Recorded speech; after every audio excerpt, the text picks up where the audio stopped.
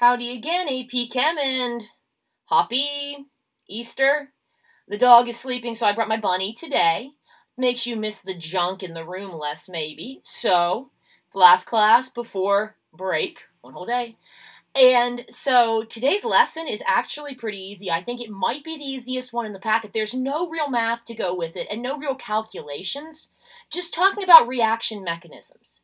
Mechanisms are the steps by which a reaction occurs.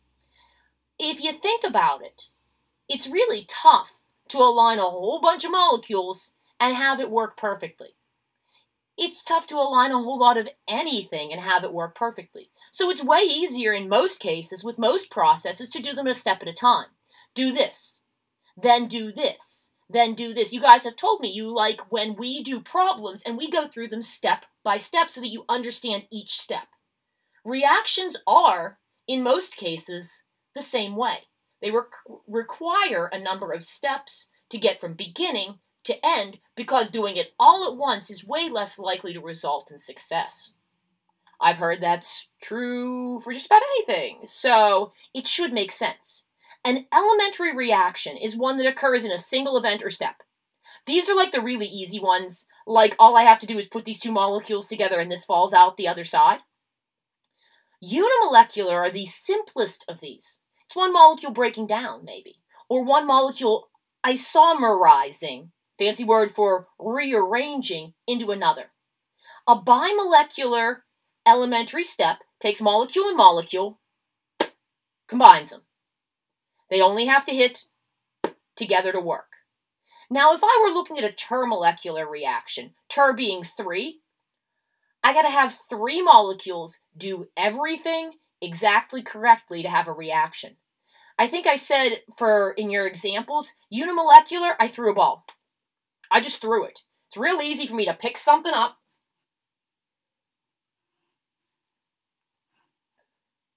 that's a sheep in a basketball. It's really easy for me to pick up the sheep in a basketball and throw it. Being that I'm 2 feet away from my wall, that's a bad idea. If I were to want an example of a bimolecular reaction, I would take sheep ball and throw it through something. I can see a gap behind my computer. So actually, I'll just take the sheep out of the ball. That's safer. If I wanted a bimolecular reaction, that was easy. The basketball's now behind my computer. I'm going to get it back before the sheep gets sad. That was a bimolecular reaction. It relied on me throwing the ball into the hole. 2 things had to align perfectly. If I missed, it wasn't going in there. Now, if I were to want an example of a termolecular reaction, I'd have one of you or somebody else moving the computer or moving the stuff behind it as I was trying to throw the sheep ball in there. Chances are good that you would see me throw it and cover the hole. It's going to be tough because I have to predict where you're moving it also. Termolecular reactions are very unlikely because of the necessity of 3 things to be perfect. So usually a reaction that would be termolecular would be at least 2 steps. One would be me to throw the ball, and one would be the ball or magically find the hole. A combination of steps. So termolecular is unlikely. It's not a lie. It's not one of those things I'm going to tell you is fake, but it's unlikely. Multi-step mechanisms are pretty common. Returning sheep to his rightful home. The chemical equations for a multi-step mechanism just add up to give the end. No, it's not Hess's law. It's not quite that bad. You add up, get the end. You'll see things that cancel out when you do that. Like A plus B yields C, C plus D yields E. C is made and disappears. If it's in and then gone, it's an intermediate. The difference between an intermediate and a transition state compound. Remember those from activation energy at the top of the hill? Intermediates are a real thing. You see them written down. They're for real. Transition states are like, I think they're in there somewhere. It's like looking at the woods in Colorado and being like, I know Sasquatch is in there. Show me.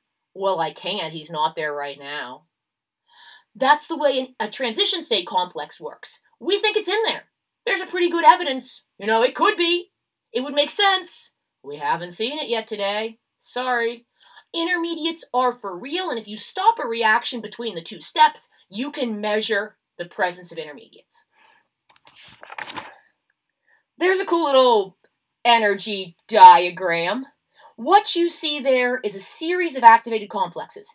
The top of every energy hill, activated complex, activated complex.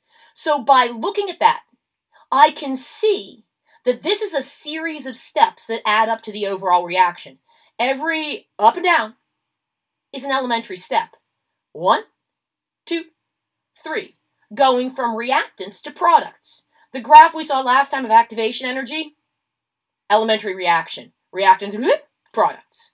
This one has 3 separate activation energies. You're still going to get one total change in energy from reactants to products, but in your notes, I listed the different steps of that reaction. All I did was go to the bottoms of each little energy trough and write those down. I was iffy on that last one. I had it originally labeled as termolecular, but then I realized that I had water on both sides and I needed to cancel. That's all there is to that. Rate laws for elementary reactions are super nice because if there's only one step, we can get the rate law right from the reaction. I told you the first day of these notes that that's a no. Like, don't get your rate law right from the reaction because we can't guarantee, Bunny, it's not that bad. We can't guarantee that the rate law comes right from the reaction because what if it's a series of steps? What if I have to add them up? But if I promise you that it's an elementary reaction, the rate law will be directly from that step. So it's easy. Unimolecular reaction, first order, A in brackets. Bimolecular elementary steps, your rate law is second order. There you go. If a reaction is elementary, its rate law comes directly from its molecularity, directly from the molecules that make it up. If and only if you are 100% sure it's an elementary step. Like if I'm like, it's an elementary reaction, your life gets so easy because you write the rate law right from there. So if I'm like, A plus F yields D. I made those up. But it's an elementary step. You'd be like, rate equals K, concentration of A, concentration of F, have a nice day. That's it. This is really nice. I gave you some elementary reactions and their rate laws. I think that was from the textbook, the original textbook, not the online, the Chem Libre. This is a big idea from here. Rate determining step. When I learned it, my teacher called it rate limiting, but it's the same idea. Your rate determining step, if you have a multi-step mechanism, if you're adding up elementary reactions, you're going to get one that would determine the rate. You guys know, and this makes me think of you guys coming to my room 8th period complaining about how slow people walk in the hallways. You always get that kid. And that's where I got Monsters, Inc. helping me out when you get stuck behind slow walkers in the hallway. You get that person. And you can't get anywhere faster than they can. You hope they get behind you and you can go about your business. But if they're ahead of you, rate limiting, rate determining, saying how fast you can get where you're going. So the rate determining step of a reaction, the rate determining step of a multi-step mechanism is the slowest one. So if you're given a series of steps, the rate law is going to come from your slow step, whether it's first or last. That's where it's going to come from. Your slowest. Your hallway walker that's the slowest is going to clog up the flow. So, rate determining step. Almost done. Couple things we know, and I put this in there a million times. Rate comes from the slow step. That's big. And a big hint of when you're supposed to do this, in order for you to know which one's slow, I have to tell you.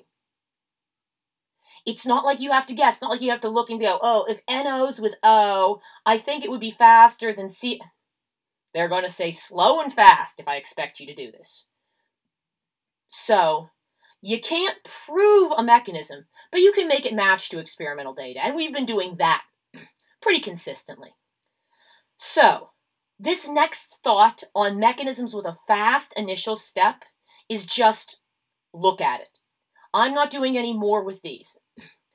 What you would do is you need to go through and check out intermediates. You need to be able to cancel them. And you need to be able to write your rate law from what's coming up for that. the example on the last page, we have catalysts too, but those are quick. The example on the last page is a fast first step and a slow second step.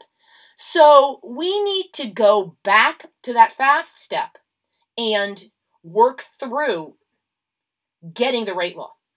Again, this is not on any tests. This is not emphasized in the AP curriculum or any of the chemistry curricula I've worked with. I wanted you to see. Normally what I have you doing is identifying the first step is slow, and going from there, that gives you a rate law. Also, one of the important ideas in this that you're going to be doing in your problems, they love this. This book loves this. Prove that these 3 reactions add up to your final one. Add them up and cancel. Literally. So, you've got that. On your last page, and that should be it for mechanisms, catalysis, use of a catalyst. Catalysts change reaction rate by lowering activation energy. That hill, they blast it down. That's it. Catalysts act in a bunch of different ways. Again, if you had me for organic, we did this. They can add a charge to a molecule. They can rearrange the shape of a molecule. They can hold 2 molecules together and help them be aligned better to react. Catalysts, it's not like temperature, where your rate constant and your rate increases based on your number of collisions. Catalysts lower activation energy and I guess the best way to say would be increase how many reactions can occur out of the number of collisions. There we go. More molecules have the bigger fraction, here we go, I got it. Bigger fraction of molecules has enough activation energy to go from there to react. That was it. That was where my brain was headed. There's not much to say about catalysts beside that. I have your diagram of your active site and your substrate. Active sites are where binding occurs. Substrates are what are acted on. Catalysts can be homogeneous or heterogeneous. And because of that, they can be in the same state as your reactants or a different one. And the surface catalysis and acid-base catalysis is just a little